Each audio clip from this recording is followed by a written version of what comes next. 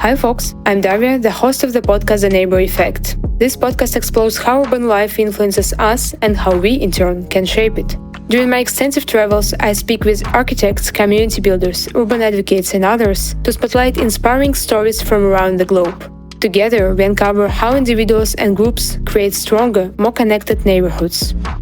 To kick off the podcast, the first two episodes focus on Los Angeles and how its citizens are making it a better place to live. In our debut episode, I speak with Ptach, founder of Stairstreet Advocates, and Siobhan Burke, an urban planner and founder of Lyric Design and Planning.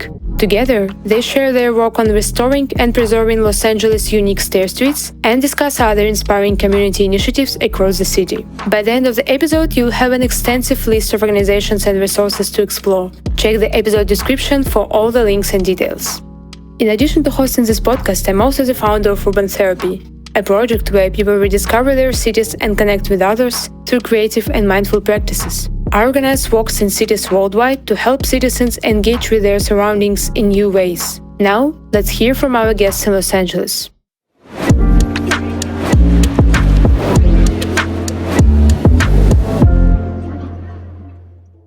I think we can start with discussing your project, Los Angeles Stairstreet Advocates, that I just came across on Facebook. So can you please tell me a bit how did you start this project and what are some activities that you usually organize?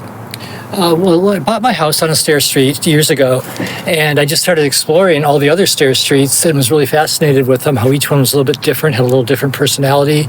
And then I discovered a guy who does hikes, stair hikes, and there's this whole community of stair hikers, and they really also appreciate the stairs.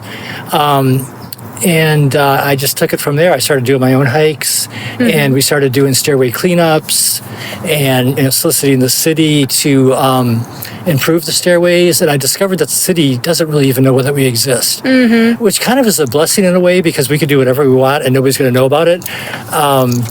So yeah, it worked out kind of good. I'm happy here. Okay, so you do hikes, walks, and cleanups, right? Yes. Yeah. Nice. And why do you organize walks? Like what are you trying to achieve with these walks? Well, originally I was trying to build a community that would do these stairway cleanups and maintain the stairs. And now it's just kind of turned into a big social club. We hike once a week and we get together afterwards and have pizza and drinks, and it's a good community. Yes. And how do you try to let other people know about your community, about this part of the city? Yes, but yeah, I do. I used to promote it on social media a lot, but now it's just kind of, we've got such a big crowd that they just kind of come and go and show up every week. Okay, nice. And I don't know, what kind of people typically join your walks? Like what draws them in these walks? It's a very varied group. You might want to speak to this. There's a lot of interesting people from other different walks of life, but very successful in their fields. I think it's always like people who are really curious and want to do something other than something like off the beaten path, which is kind of like a fun thing to do. It's like another way to get to know your city. And I happen to live across the street from a stair street, so a whole other neighborhood, but its own network of stair streets. And I just started noticing this group kind of like populating at the bottom of our house once a week, exactly at 6:50 p.m.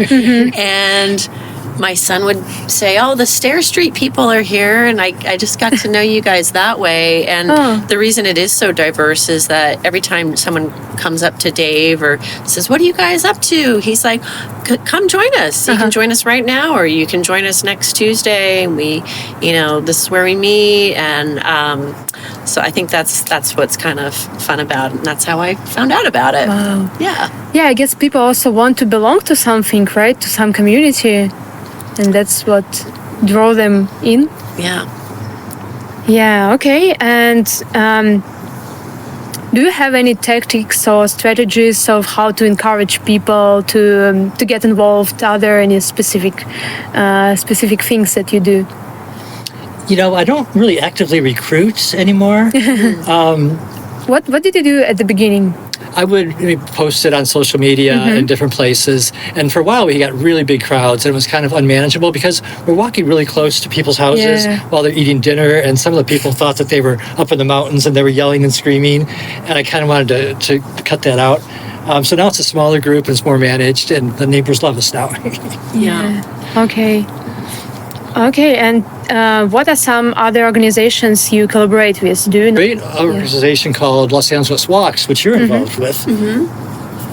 Los Angeles Walks is a pedestrian safety advocacy organization, and I'm not exactly on the board, but I was involved with a fundraiser that they hosted, and I'm very much a supporter of it because I think that's like one of the best ways we can sort of be healthy as a community is to be able to build and have more walkable, safe streets to be on. So that's kind of a great thing that Los Angeles Walks is involved in, and we got them involved in the local elementary school during the National Walk to School Day, I think it was. And so they put on a program, and we worked with them. We happened to be on the neighborhood council at the time, the Los Feliz neighborhood council, and it was really nice to sort of have people come out and educate folks on it was basically educating the parent drivers to slow down at the stop signs, to stop, to actually come to a stop, and to just not let your kid off in the middle of driving down the street. And then really to encourage people to walk to school as a family when, they live less than a mile away. So, Oh, and can I ask you, how do you fundraise there? So, I personally haven't done, I guess I did help with fundraising with the Los Angeles Walks. They put on one of their annual events, and so it was really Deborah Murphy, who was the executive director at the time, and she just put on a really nice dinner, and people got tickets to attend, and there was a big draw because they honored some important people who have been, making movements for safe streets in and around the city. So that was the sort of draw. But then when I was on the Los Feliz Neighborhood Council, we didn't fundraise, we gave out money. So we offered money to organizations that will, we have an annual budget of $40,000, but we can give neighborhood purpose grants. And so those allow community-based organizations to facilitate projects that are important to them. Wow. So people just came to your organization, Los Feliz Council, right? And ask you for some money for their projects. Yeah, for small amounts. They range from $500 to $3,000. But nice. Yeah. And that's funded by the city of Los Angeles. Yeah. Wow. Can you remember some really, really nice projects that you liked, in Los Feliz? You mean that got funded through neighborhood purpose grants? Well, I would say that the Walk to School Day at Franklin Elementary School was a great one that Los Angeles Walks got a small fund to have their advocates come out and promote walkability. I would say not all of the projects that we helped fund were things I thought were great. But there are other things helping to fund LA River walks, or walking days to Barnstall Park, or even just trying to facilitate a ciclovia that happens in our neighborhood. I don't know if you're familiar with that, but that's Ciclovia is a nonprofit organization that has been opening up streets to people doing active transportation, so walking, biking, roller skating, skateboarding, and they shut down a mile of roadway or more. And it's a big thing to get a permit for that, but what it's done is it allows people to sort of explore a new neighborhood. Yeah. Wow. I've lived in Los Feliz for a week, and I really enjoyed this neighborhood. Yeah, it's really close to Griffith Park, and I think it's the best thing about this neighborhood. But streets also very nice. And I guess Thai district is also in Los Feliz, right?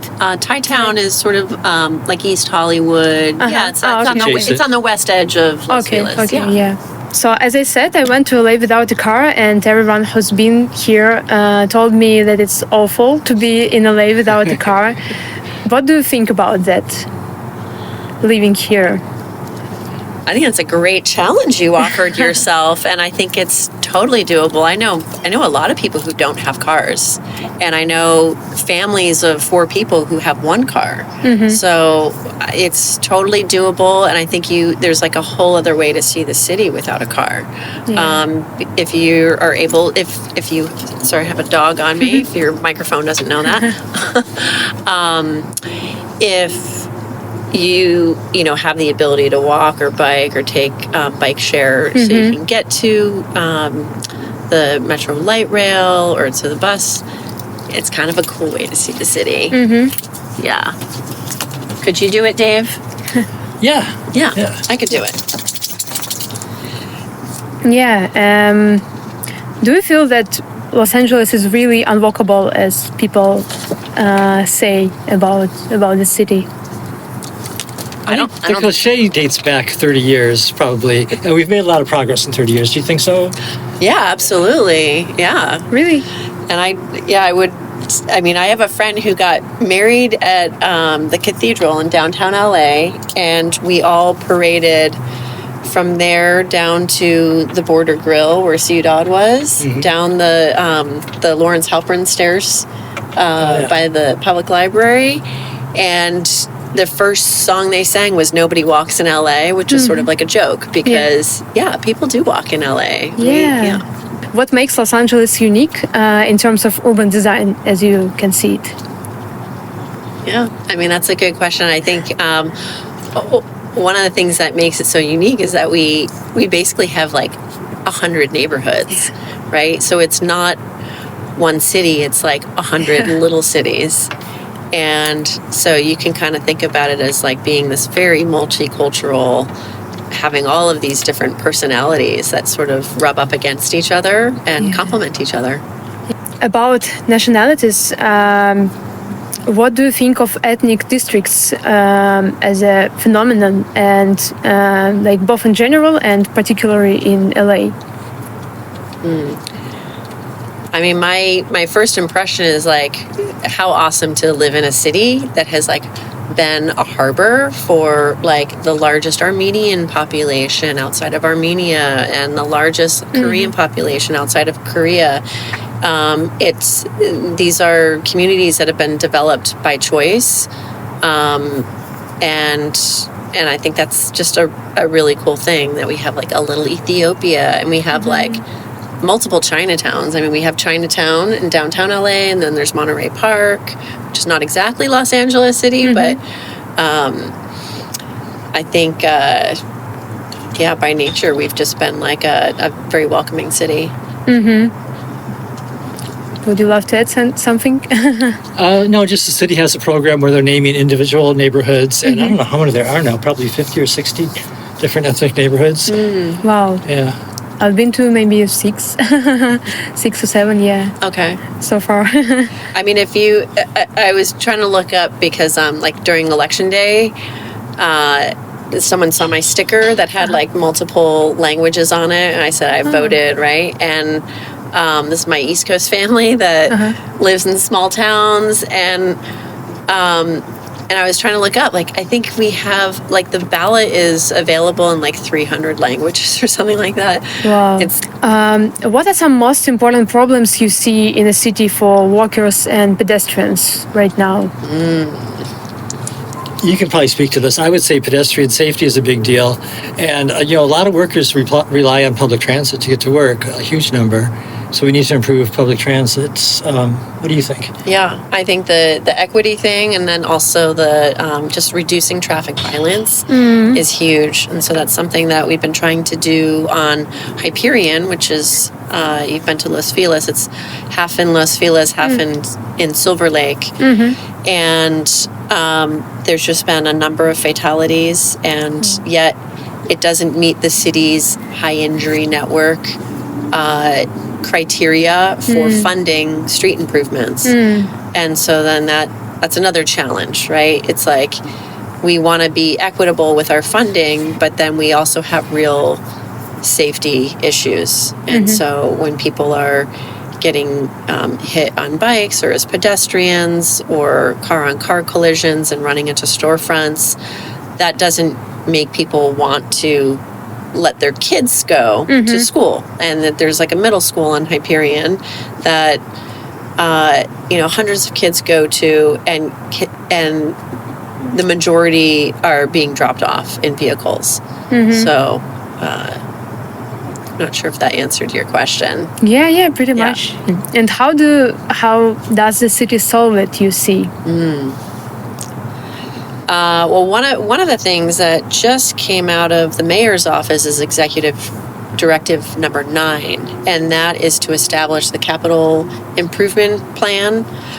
So a lot of cities have a capital improvement plan, and Los Angeles does not. So when a community comes and says, hey, we need some traffic signals on Hyperion and safe crosswalks, there's no crosswalks for like a third of a mile and cars are speeding, they go, oh, well, we'll have to figure out that one. And because there's literally no funding, there's no pot of money that says, well, we have this set aside for all transportation projects. It's like project by project, constantly having to write grants. And so even though there's been like an established need and a call from the community, we what we need to do is implement a capital improvement plan. Wow. And so there's actually a nonprofit organization that basically got Mayor Bass to pass this directive. It's called Investing in Place. And so that would be amazing if in the next year we can have something concrete that we can point to. It's a struggle, though, 'cause the city of Los Angeles is constantly over budget. It's always broke. So it's a struggle. Do you discuss these things on your walks, like in Los Angeles walks or in Stairstreet's walks? Do you discuss this so people can maybe come up with some ideas on the walk or after and do something? Los Angeles Walks does a little bit of that, right? Yeah. They have like neighborhood ambassadors. But you said, do we discuss on the walks? Do you discuss it on the walks? Well, I can speak with a Hyperion Street Safety Coalition, which is like a coalition of like 400 people, and we've some of our outreach has been hosting walkabouts, and so we will literally go out, and Dave has been on those, and we'll either like take pictures or take notes or have like a little paper survey so people can share like what are some things that we can do right here and now. It's important that we actually get out on the street and we're not just having Zoom meetings, but we're really kind of meeting in person and talking about what needs to be done. Nice. And you can walk and discuss and see what you discuss. Yeah. Do you have any examples of how design influences and foster neighborhood connections?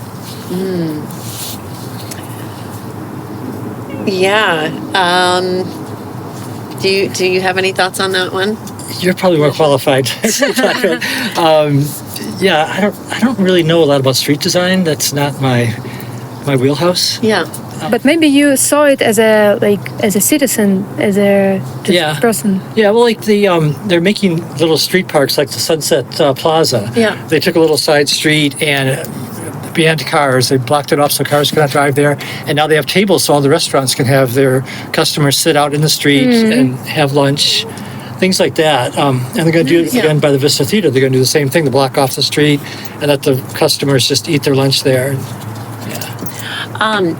Exactly. So the Parklets and Plazas program that the city's put on, but like the design of complete streets, which is a term that we use for making streets more walkable and like promoting businesses, because like the more you're walking, the more you're like shopping in 3 different places with like in one stop. we look to examples all the time. Like during COVID, we were like, hey, look at what they're doing in Milan. Look at what they did in Barcelona. Look at what they did around the world. And really promoted al fresco dining, or like streets that were more like bicycle boulevards. So slowing down streets so that it felt like we had, safer places that that we could go to. There's a book I read by Eric Kleinenberg, and it's called Palaces for the People. And in it, he talks about like the social life of these urban spaces, where how they like promote community resilience. Because when you have like pocket parks and safe streets, that's where like you kind of meet up with people. And so like when you have something, major happen, like a flood or a fire or a pandemic, you've got your community network that's like building resilience. You mentioned some European cities, so you, I guess, are inspired by their initiatives. Can you mention some initiatives that you like in other cities, maybe even in the US or maybe outside of the US?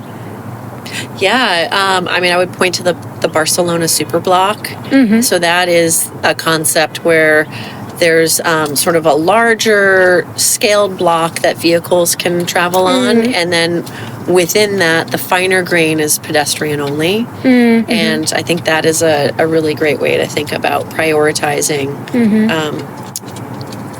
active transportation over motorized. Do you like, by the way, 15 minutes city concept? Yeah. So that the Livable Communities Initiative, or Livable Cities Initiative, Livable Communities, LCI, they're a nonprofit. I don't even know if they're nonprofit. They're an organization that we collaborated with on the community mixer that we co-hosted with Sunset for All and Streets for All, Bike LA, Silver Lake Conservancy, and Silver Lake Forward. And so I learned about the 15-minute city through LCI, and I love that idea. Like if you can get to all of your like your grocery store, your school, your place of work, whatever you need in 15 minutes, that's great. Yeah, agree. What is Sunset for All? What is this project about? Yeah, Sunset for All is promoting protected bicycle lanes on Sunset Boulevard from the Vista Theater east. Got it. Yeah. I thought like Sunset for All. Like why now Sunset it's not Boulevard. All? Got it. Yeah. Okay. So you mentioned that city has been changed a lot for the last years. Can you mention some initiatives that have been realized? Like the Parklets and Plazas program. That was a thing that was initiated by LADOT. And they established a program where you could apply. They've already approved basically this concept that you can take away a parking space and put in kind of like an al fresco dining type of thing. And then the Plazas program was sort of below curb thing that you could apply for and work with community-based organizations. So that's kind of been great that the city has a way of approving those. And then the pandemic also helped to realize some of the al fresco dining.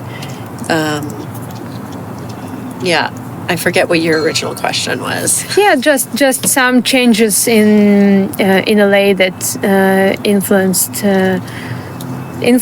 people lives, maybe pedestrians' lives. Maybe have you noticed any changes in the streetscape of LA?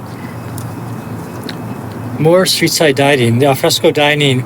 We were kind of slow to pick that up in LA, but the pandemic really accelerated it because the city allowed them to just take over parking spaces in front of the restaurant and use it for seating. And that's how a lot of the restaurants survived, because the pandemic, they were just really struggling. Yeah. I already want to Google all things you mentioned, because you mentioned a lot of really interesting organizations and initiatives. I really want to dive into them and know more about them. I guess I have my last question. Do you have any recommendations? What can residents and local organizations do to make their neighborhoods more walkable and connected? Maybe even connected is the most important thing here. I would say, getting in. I wish I could say I had a happy story about Hyperion, but getting involved in local neighborhood councils is important. Knowing that your council member is a resource. I've seen people sort of go in the direction of writing letters to LADOT, but they really need to get funding and get the push from their council members. So I think coming together as coalitions and connecting with neighborhood councils. Yeah. What else? Yeah, getting involved with that. LA instituted neighborhood councils about, 20 years ago. And that's where these non-paid volunteers from the neighborhood get together and they're liaisons with the city council. And they tell them, this is what we need in our little neighborhood. And it's been pretty effective, I think. Yeah, there are definitely a handful of high-functioning neighborhood councils. Yeah, some of them are a little low-functioning. Siobhan used to be on the Los Feliz Neighborhood Council. Yeah. She retired about a year ago. Yeah, I was on it for 5 years. Yeah. Wow. Yeah, it felt like a way that you were being listened to, because sort of it's more than just having one voice. It's the voice of an entire committee that then goes to the board, and then they put out a letter to the mayor's office. So it feels like there's a little bit of hope there, but yeah. Thank you very much. Thank you for joining us on the first episode of The Neighbor Effect. If today's episode sparked some ideas, feel free to share your thoughts with us on social media. Don't forget to follow Urban Therapy for more ways to connect with your city. Until next time!